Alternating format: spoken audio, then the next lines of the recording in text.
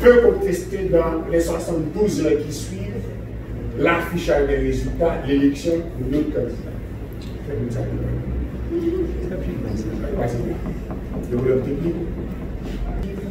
Qui suivent l'affichage des résultats, de l'élection de notre candidat. Voilà. Il y a 1, 2, jusqu'à 3 points sur lesquels je dois attirer l'attention. Dans le niveau de même de l'attention, qu'est-ce que vous remarquez? Qu'est-ce que vous remarquez? Oui, non, non. Le niveau de même de l'article 75.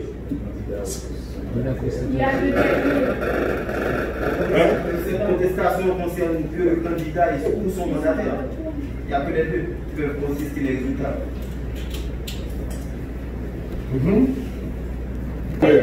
Le délai. Ici, le délai. Ok. Tout d'abord, de même que le candidat peut contester, mais son mandataire peut aussi contester. Mais attention. Comment peut-on être vraiment mandataire pour avoir la qualité de contester les résultats d'un candidat? Dans la pratique, vous savez pourquoi on met un mandataire? C'est parce que là, le législateur est un petit peu réaliste. La vérité, c'est que on sait qu'on paquet de candidats, uniquement élection finie, il faut avoir des résultats, il faut agir. Il faut agir que s'il réside à l'étranger, et parfois, parfois, ils quittent le travail, mais dans les élections étant terminées, ils vont retourner à une activité, d'autant plus que dépenser économiquement tout ça pour les gagner, il faut aller se refaire économiquement. Eh bien, il y a des résultats, n'est-ce pas, même pas ici, il y a le monde qui dit à contester pour moi, mon mandat. Le mandat ne peut pas être verbal. Ça doit être un acte et écrit dans ce cas. Oui, un mandat peut être verbal. Oui, un mandat peut être verbal. Oui, dans le texte, il n'est pas dit que le mandat doit être écrit, mais c'est la logique. Vous avez vu, on dit souvent que le droit, c'est la logique appliquée. Ce serait trop facile que quelqu'un se présente et se dit mandataire de quelqu'un, d'une autre personne. Donc, le mandat ne peut pas être verbal. Donc, ça doit être un scriptum, un acte écrit, un instrumentum. Alors, eh bien, ça doit être quelque chose d'écrit, un acte écrit. 1, 2. Et si la personne est déjà à l'étranger, comment doit être rédiger ce mandat? La personne rédige le mandat et puis elle envoie soit par un ami qui rentre ou bien par DHL et elle signe effectivement ses signatures et puis le mandat est valable? Non. Puisque la personne est à l'étranger, le mandant est à l'étranger, ça doit être un mandat conçu. Car dans ce cas, ça détermine l'authenticité du mandat. 1, 2, 3.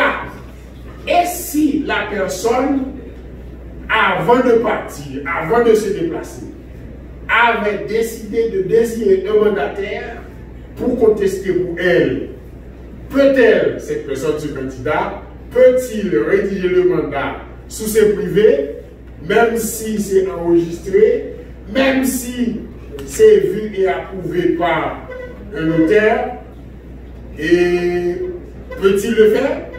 Non. Le mandat doit être un mandat authentique, c'est-à-dire que rédigé dans la forme prévue par la loi, dans la catégorie des actes authentiques, c'est-à-dire qui est rédigé et signé par un officier ministériel, dont les actes sont crus jusqu'à... Voilà. Donc c'est du bon droit, hein? Avec des officiers ministériels là, s'il faut faux, ça fait garder, parce que tout ça est écrit, une signature normale, il y jusqu'à ce que vous venez avec preuve pour montrer que AXA sont foliés. D'où, même si le candidat, avant de se déplacer, avait au préalable pensé à donner mandat à quelqu'un pour être son mandataire au fait de contester pour lui, eh bien le mandat doit être rédigé par un officier ministériel, dans ce cas, qui doit être qui est-ce? Un notaire. Un notaire. Bon, soit rédigé le cas où devant le juge de paix. Il n'est pas bon. Oui, il est bon, mais si vous êtes un professionnel, vous respectez, bien vous accompagnez votre client en devant un notaire. Et ce job-là, c'est sa compétence. D'où, et c'est ça. Et que, question de procédure, en droit, en matière de procédure, vous savez, il y a ce qu'on appelle l'exception. L'exception, c'est un obstacle que le plaideur soulève, voyez, qui empêche à l'autre partie, l'adversaire, de continuer tant que cet obstacle, n'est-ce pas, soulevé, n'est pas vidé. Et comme je n'ai pas du point de vue d'image, on va vous dire que ça vidé, tant que cet obstacle n'est pas déplacé. Très imagé moi-même. C'est un obstacle. On met ton obstacle là, et bien, l'image, mais tant que l'obstacle va déplacer, il va pas passer. Donc c'est ça l'exception. Eh bien, cet obstacle peut être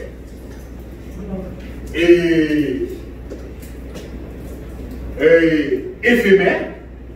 Dans ce cas, on parle d'exception relative. Mais cet obstacle peut être aussi définitif. Et dans ce cas, on parle d'exception absolue.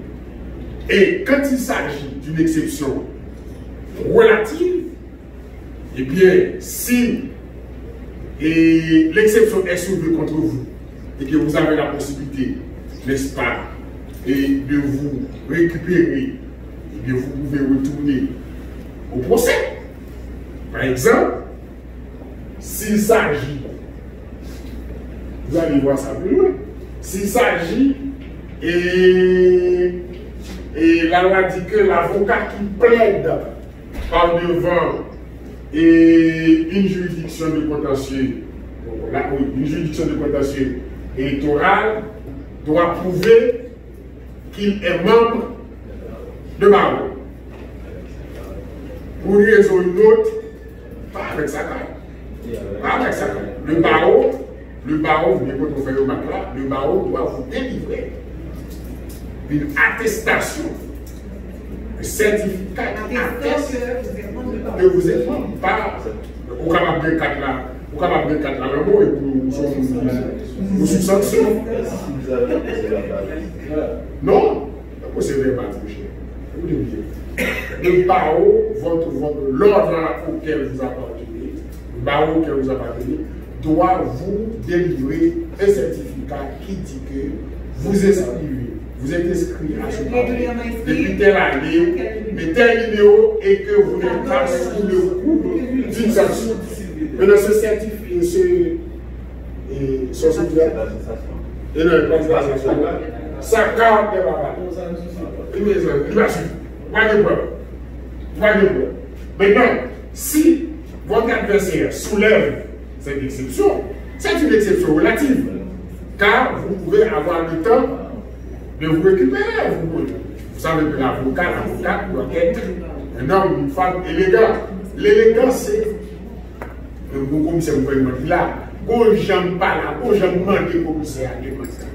Ouais, commissaire, vous savez, ce matin, et pas empressement, pas obligé, je devais amener ma fille à l'école et qui était déjà en retard et c'est ce qui explique que j'ai oublié l'attestation sur mon bureau à la maison ou bien à mon cabinet, accordez-moi 1 heure de temps, du temps. Voyez? Donc, donnez-moi une suspension d'audience pour 30 minutes, pour 1 heure de temps, et je vais chercher. Mais son juge, son mounier, qui s'en va comprendre là. La problème. Et même si l'adversaire a tempêté, il est le maître de l'audience, il décide. Ok, suspension est accordée à maître et tel pour une durée de 60 minutes. Tu dois aller, on va chercher attestation ou un sac. Et que vous êtes à le retour, vous allez vous récupérer. Et que dans ce cas, on parle d'exception relative. C'est clair, hein? Pas clair? Oui. Les femmes, c'est professeur bien, petit merci. Et maintenant, si l'exception, si c'est une exception, et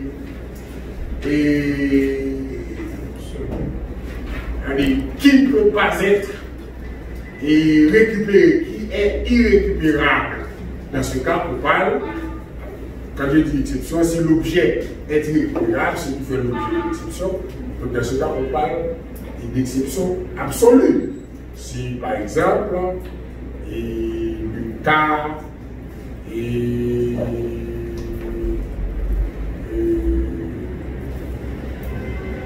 bon, la partie à la preuve que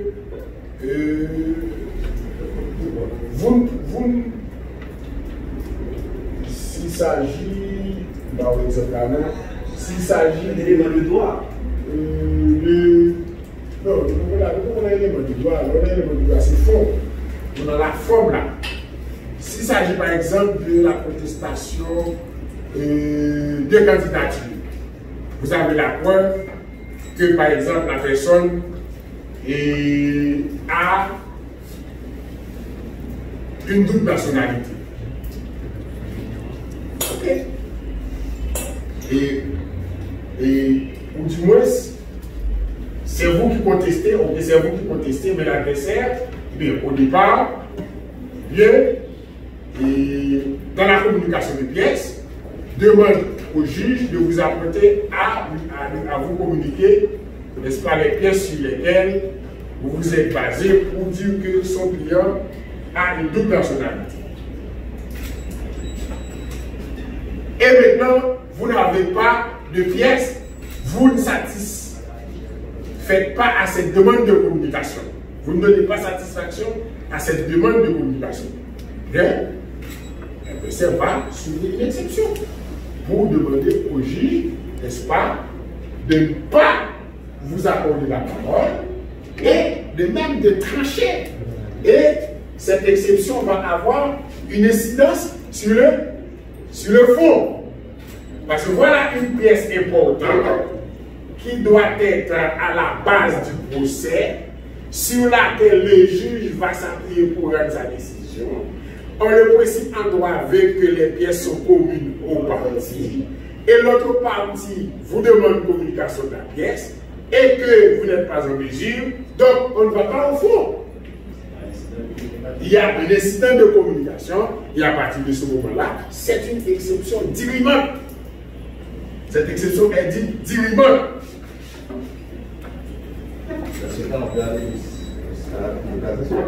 Non. Rappelez-vous que nous sommes en matière de contentieux électoral.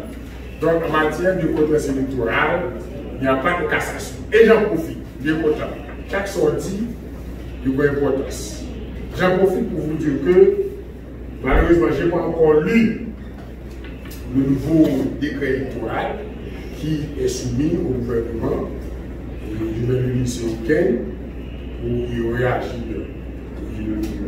la semaine prochaine.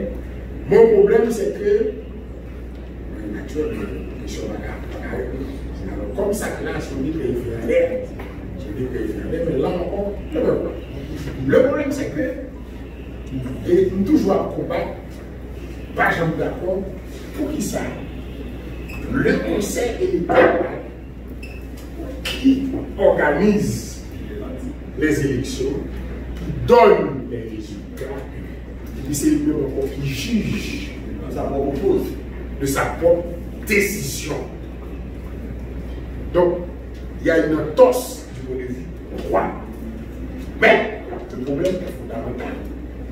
Le conseil électoral n'est pas responsable car c'est écrit dans la Constitution de 1987, son numéro fait.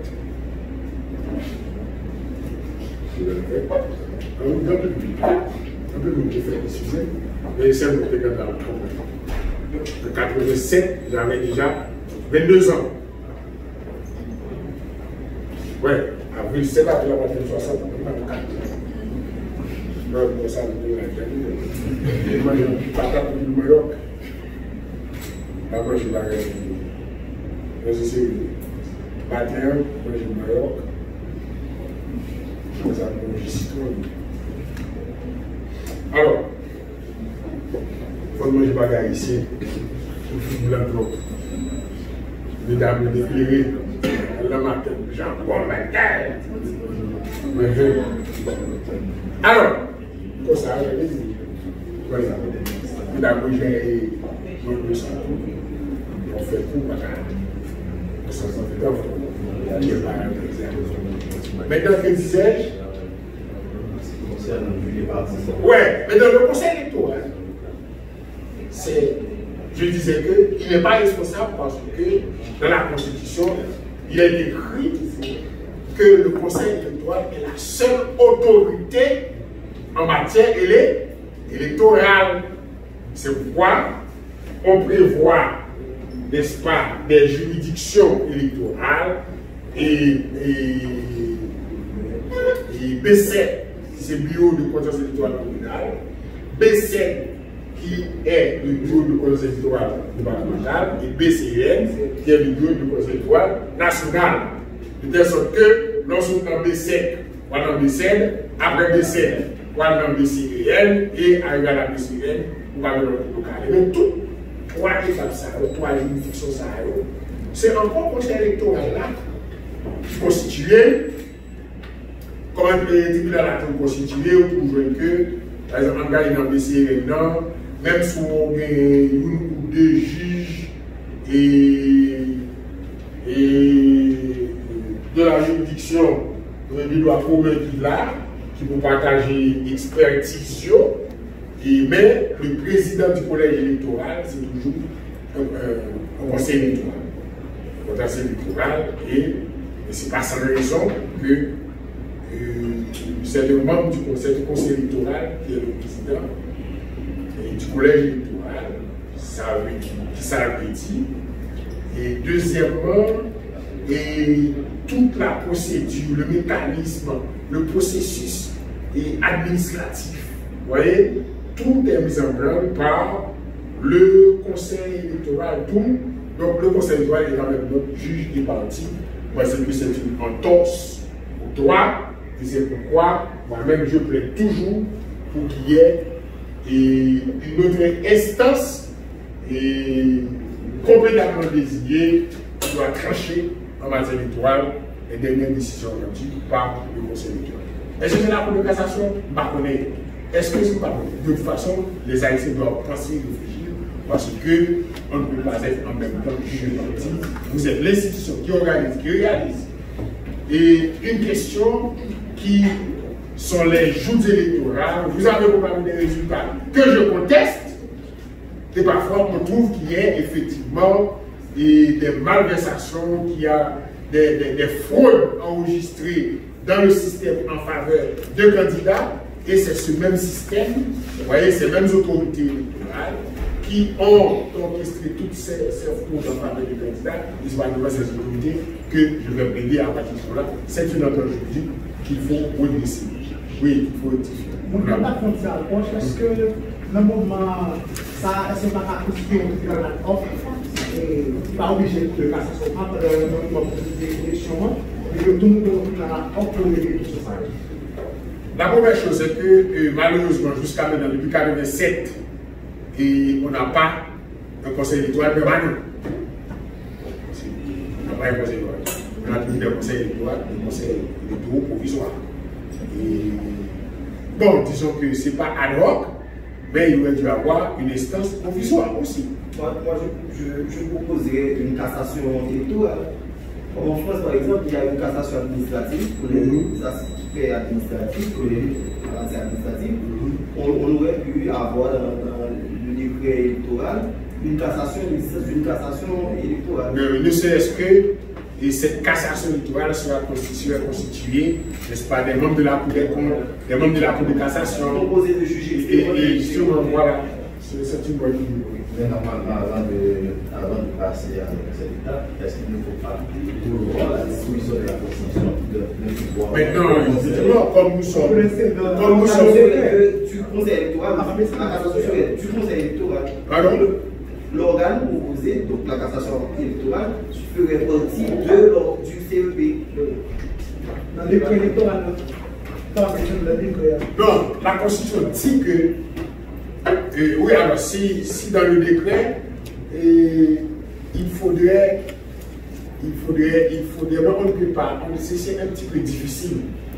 Parce que de toute façon, vous ne pouvez pas constituer une instance tout à fait indépendante du Conseil électoral, puisque la Constitution dit que le Conseil électoral est la seule autorité en matière électorale.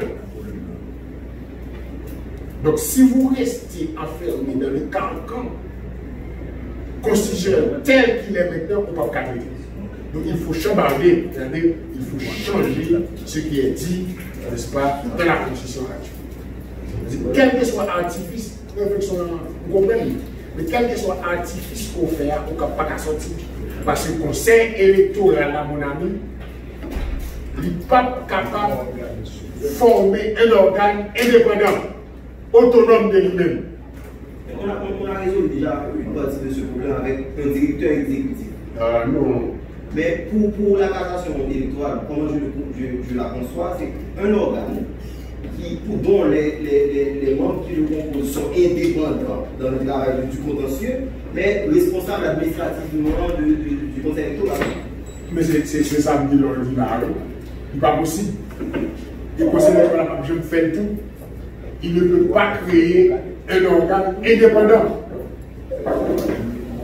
Parce qu'il ne va pas le faire. Il ne va pas le faire parce que la Constitution lui reconnaît l'autorité absolue. Ce doit être une erreur de la Constitution. Donc autant d'adjectifs qu'on peut ajouter, n'est-ce pas, à ce droit, et qu'accorde qu'octroie la Constitution au Conseil électoral. Nous, il faut retourner à la base. Heureusement, on est aussi à la phase d'élaborer une nouvelle Constitution. Donc, s'il y a un plaidoyer, mon frère, je vois que tu es capable, que tu dois faire, c'est de te faire entendre. Là, tu dois te faire entendre et que, n'est-ce pas, on modifie ou on enlève cette disposition de la Constitution pour, n'est-ce pas, libérer la question de contestation de juridiction électorale, en définitive, seulement le Conseil électoral et les ordres permanents. Oui, je suis parfaitement d'accord. Et je pense qu'avec la disposition constitutionnelle, et ensuite qui va modifier en quelque sorte le déroulement du potentiel, c'est sûr qu'il va agir maintenant sur le pouvoir. Le candidat il va trouver comme boussole pour aller au contentieux et l'autre candidat va aller directement dans la Constitution pour dire voilà, à partir de cette disposition, donc c'est le Conseil qui a le chef pouvoir. D'où la présence de la hiérarchie des normes. Très bien. Bon, en tout cas, je suis limité dans le temps. Et deuxième moment, c'est dans les 72 heures qui suivent l'affichage des résultats. J'ai voulu faire remarquer qu'on n'a pas écrit dans les 2 jours, dans les 3 jours. 72 heures. C'est-à-dire, en cette matière, on ne fait pas allusion aux jours. En droit, on dit que les jours, le délai est toujours franc. Là, vous ne pouvez pas parler de délai franc. Si on vous dit 1 jour, ce serait 3 jours. Si on vous dit 3 jours, ce serait 5 jours. Ce n'est pas le cas. 72 heures, c'est 72 heures. Ça veut dire que l'affichage est fait aujourd'hui à 1h10, et bien demain, 1h10, 24 heures. Lundi, 1h10, 48 heures. Mardi, 1h10, 72 heures. Nous d'accord. Très important, ne faites pas la réflexion de délai par jour. Ce n'est pas le cas. Ce n'est pas le cas. Et avocat de renom qui a défendu le candidat comme ça, dans cette loi d'Abkadé, il fait action là, il fait action à partir de délai, lui, il a été forclos de manière tardive, donc c'est plaidé, c'est et finalement, vous connaissez, l'avocat est audacieux, et nous savons que quand nous disons que nous sommes audacieux, c'est pas dans le sens vernaculaire du terme. L'audace, c'est la capacité, n'est-ce pas, de convaincre, de se faire entendre et de croire dans la cause que l'on défend, l'on même que, n'est-ce pas, vous remarqueriez les faiblesses de votre cause. C'est ça l'audace. Bon. Et mais finalement, par la suite, monsieur était d'accord avec nous, il était mal compris. Et donc c'est 72 heures. Et maintenant, il y a 2 raisons qui peuvent faire contester un candidat. C'est si le vote, le dépouillement du scrutin ou la rédaction des procès-verbaux a été fait de façon irrégulière et non conforme au présent décret. Deuxième raison, si des cas de fraude électorale ont été documentés. Maintenant, pour trouver, n'est-ce pas, les éléments juridiques dans ces 2 motifs, à ces 2 motifs, il faut remonter à l'article 171.1. Allez-y. 171.1. Ok, voilà. Le directeur exécutif, après avoir reçu du directeur du centre d'établissement les résultats des élections et les classements au conseil électoral provisoire qui ordonne leur affichage dans les bêtes après les vérifications de droit, peut être déclaré irrecevable par le centre d'établissement et non pris en compte dans les résultats préliminaires, par exemple de 14 à 15%. 1. Le procès verbal produit sur un imprimé non authentique.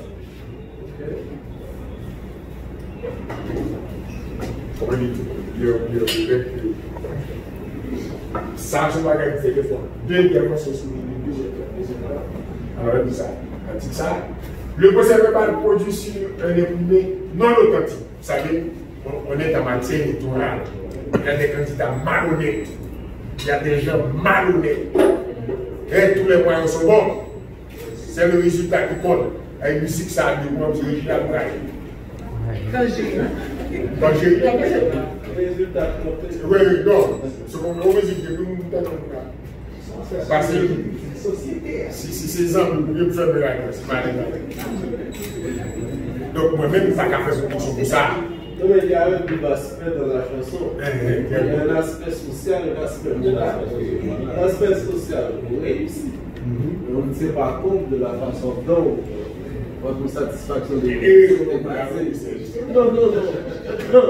De l'aspect éthique moral. Donc tous les moyens ne sont pas toujours bons pour réussir quand même.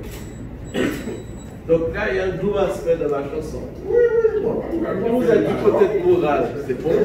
Sur le plan social, donc ça passe. Et donc il y a des candidats qui disposent aussi des moyens économiques et forts à leur politique. Et on a étonné pourquoi il y a imprimerie qui s'assimilent, dont les écrits s'assimilent à ceux du conseil électoral, les papiers à enquête et autres. Donc, on enregistre ça déjà, que vous jouez nos résultats qui sont dans le BV, vous voyez, vous posez verbal, mais l'imprimé n'est pas un imprimé authentique. Ok? Donc, à partir de ce moment-là, son premier cas va faire que, ou, n'est-ce pas, déclarer que ce procès-verbal est irrecevable. Mais, le procès-verbal dont l'imprimé utilisé est authentique, vrai, c'est pas bien en tête du conseil électoral là. C'est le sceau du conseil électoral. Mais, il ne correspond pas au bureau de vote concerné. Avec ça, quand vous avez un CV, un centre de vote, il y a BV1, BV2, BV3, jusqu'à BV4. Voilà que vous avez un procès verbal qui dit que le candidat Pierre a obtenu 380 voix sur 400 dans ce BV, mais à la vérité, ce BV, ce procès verbal n'est pas pour BV2, c'est un procès verbal de BV4. Mais ce n'est pas malgré le système. C'est pourquoi le candidat doit se faire représenter dans les bureaux de vote par des gens éclairés, valables, voyez, compétents. Voilà. Bon, malheureusement, bon, nous avons fait un coup et lui nous dit, c'est des gens comme nous-mêmes qui t'a doué et les mandataires candidats. Mais c'est vrai. Mais, où est la responsabilité? Donnez-les candidats au diable, sont gens qui à peine s'est cassé nos lignes. C'est qu'à font des bagages pour monter et là, nous avons dit que toutes les magouilles sont orchestrées contre ces candidats. Troisièmement, le procès verbal, si les clés des données de vote sont manquantes, ok? Par exemple, et loi dit que BVA est fait pour gagner 400. Ouais, en fait, BVA pas gagner plus que 150 ou bien 180 votants, mais le bon procès verbal 400 votants. Ok? Et bon, l'autre raison encore qui est capable de faire que les données de vote sont manquantes, et c'est lorsque, par exemple, 400, le candidat obtient 400 ou encore 320 votes en chiffre, mais en lettres sur le nom. Ce sont des causes, n'est-ce pas, d'irrecevables, ou encore d'annulation, ou dans le centre d'annulation, de mise en quarantaine. Et quand le procès verbal dans les parties où sont inscrits les votes sont non saisissables là. Pas tout qui ça a été dit là, mais c'est comme si vous devez dire que côté vote là écrit, il y a un petit peu illisible. Illisible, vous ne pouvez pas bien. Mais c'est une installation de l'informatique, pas juridique. C'est illisible le début. Oui, mais c'est pas saisissable, c'est illisible. Le bon terme informatique, c'est l'objet, c'est illisible. Et au terme informatique, de transposer le droit. Regardez toute subtilité qu'il y a dans ça. Je dis à la prolifération des réseaux sociaux, par les ouais, on a fait 3 mois au tribunal, ça marche. Pour les réseaux à 10 bagages, ça va fragiliser une question sérieuse, honnêteté, crédibilité, l'élection. Oui. On a des bons chiffres, qui pas une capacité pour traiter de débat. Puis on va la débattre, oui, et puis la gueule fait des gars, ils ont un tel devant, mais c'est maîtriser subtilité. Le décret a même dit tout que aucune personne n'est autorisée à publier des informations sur les résultats autres que le conseil électoral. Ils ont des signaux FM en 2010. Ah, le fait des autres. Et on nous récompense pour ça. Nous faisons une étape de cause. Après, on va au job parce que tu fais ça. C'est le conseil électoral ayant des ratures et montrant une tentative évidente d'altération frauduleuse. Tandis que le côté effacé, donc ça va parler tout dans ça, c'est évident que tu as changé données, tu as changé résultat, tel qui a été écrit déjà. Et F, le procès verbal présentant des données de vote inscrites en chiffres et en lettres, c'est un petit peu presque même avec ça. Des chiffres écrits en lettres différents et non concordants. Le procès verbal donne le nombre total de votes est supérieur au nombre total de lecteurs prévus pour le bureau de vote. Et il prévoit que les 400 votes et inscrits, des 400 votants qui inscrits dans l'ordre. Ça nous dit, par exemple, le bureau de vote, c'est 300 votants qui inscrits. Mais 150 ou 200. On doit un inférieur à 400, il y a un résultat pour jouer le candidat, ça, par exemple, si il y a 150. Et qui inscrit ou jouer le candidat, ça fait 300, on fait 180, ou 200. Donc le nombre de votes inscrits dans le BV n'est pas correct, n'est pas concordant au nombre de votes obtenus dans ce pays. Mais ce n'est pas très subtil. Et